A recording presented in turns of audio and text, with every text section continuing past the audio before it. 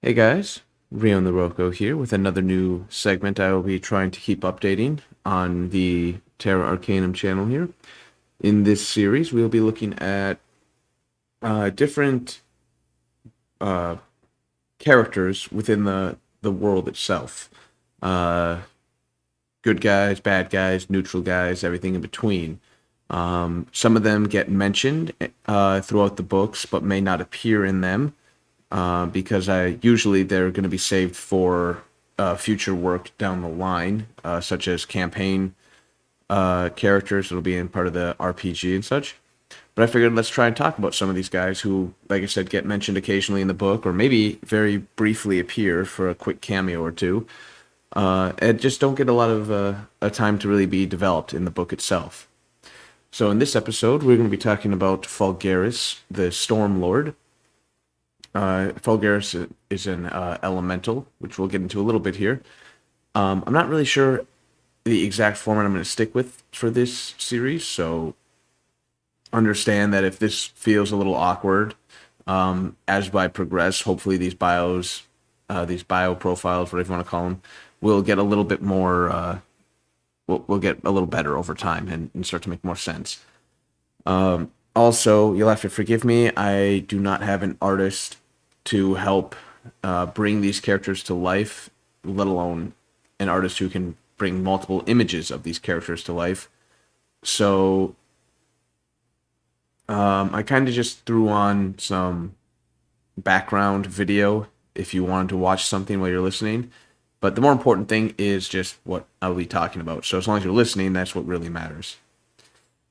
So this is Falgurus the Stormlord. He's an elemental from the elemental plane. Um, he usually doesn't appear on the mortal realm very frequently, but he has a tendency to show up and cause a lot of problems for the people of Terra specifically. I got a brief description of him here. I'll read through just to help you kind of visualize him, since artist rendition are not available yet. But as a lightning elemental, while he's on the mortal plane, he takes a semi-humanoid form. Its body is sort of a V shape with wider at the shoulders and then getting narrower towards the legs. Let's see here. So a lot of his body, I should say, is condensed energy, shall we say? Basically solid energy, whereas certain joints within his body, like his shoulders, his elbows, knees, as well as just kind of some of but what would in theory be his arms and legs between those joints, are actually raw pulsing electricity that just kind of arcs up and down his body.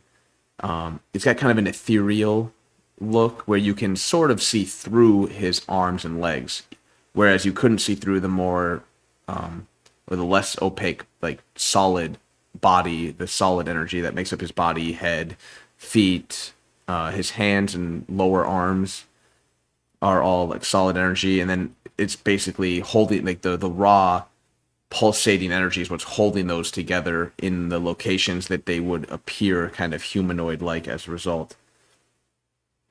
Um, uh, his face, or his head, I should say, as a whole, is it's kind of like a rectangle with a crown of thorns piercing from the top, and where his eyes would be are instead deep indents, kind of like a ye olde medieval helmet, where they would have slots for the eyes to see through. And in those gravity wells, shall we say, to give it a kind of fancy term, are bluish white, pulsating, like orbs, basically, that act as his eyes when he's on the mortal realm.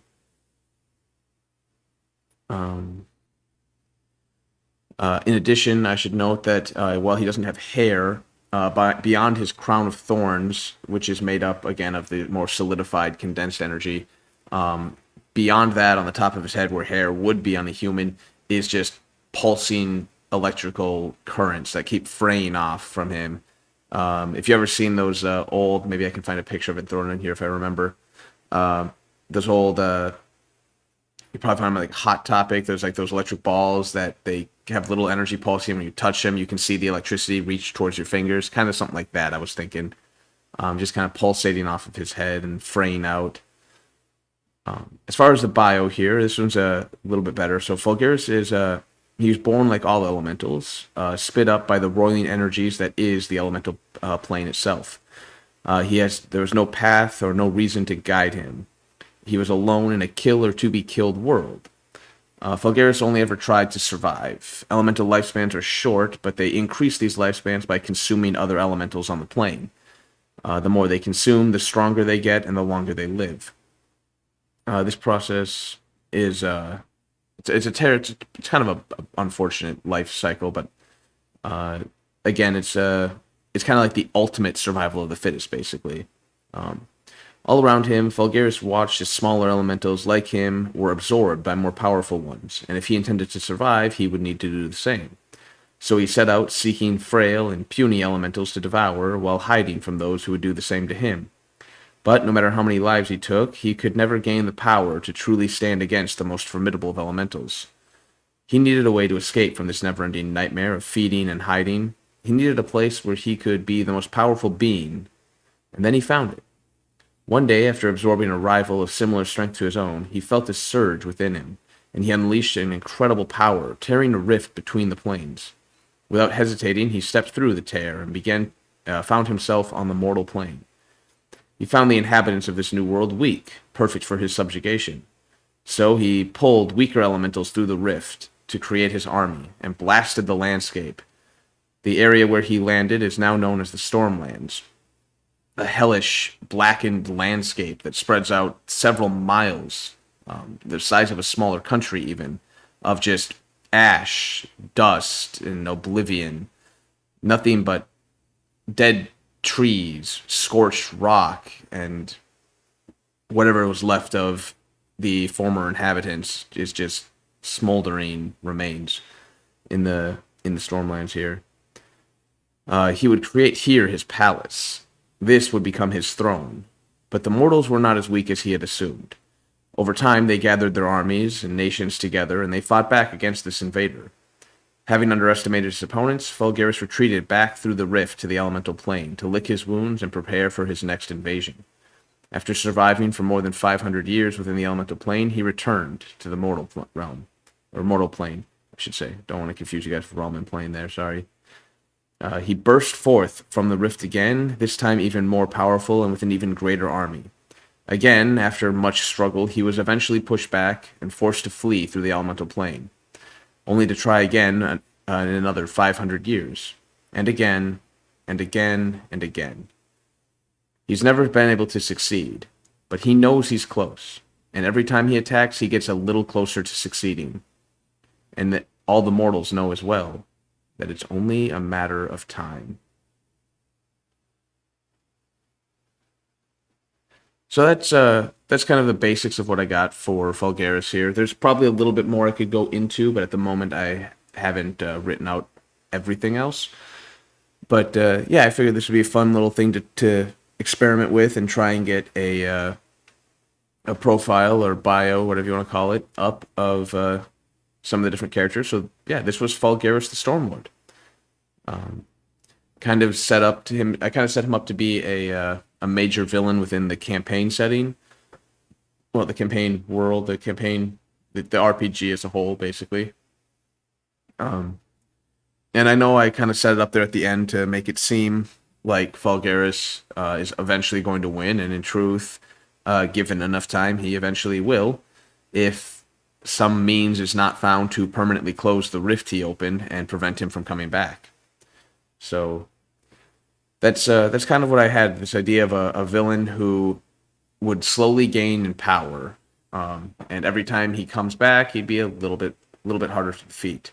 Now, for the RPG, that's not a huge deal, since when he does show up in the RPG, it'll be only for one campaign. Unless you're making your own, role homebrewed campaign, in which case he might show up for that as well. That's also completely fine. I don't care. I encourage people to use my world for fan fiction. So if you want Falgurus to show up in your campaign, by all means, have him show up. That's fine. Generally, I will say, like it's been kind of noted here, he's kind of one of the bad guys, but in truth, he just more or less wants a place to call his own and where he can be king. I mean, obviously, you could argue that that's kind of a bad thing, but give him some credit. He came from a place where the oldest elementals are trillions, if not quadrillions of years old. Their power far outstrips his and anyone else's. So, he's just trying to escape that. Like it said that he's trying to escape his nightmare, his hell that he lives in of trying to survive, yet in order to do so, having to devour others. And yeah, subjugation of the earth is not good, but he's trying to bring what little he understands from his own world into the world he's moving into. So I tried to make him a little sympathetic, a little bit. Not that he's supposed to be like a hugely sympathetic villain, but I wanted him to have a little bit of an actual motivation that could be understood. But yeah, this is kind of gotten a little more and more off topic the longer I go. So I'm just gonna end it here. So thank you guys all for watching this first of the profile. I don't know what I'm gonna call this yet, but I'll think of a name at some point here. But yeah, again, thanks all for watching. See ya.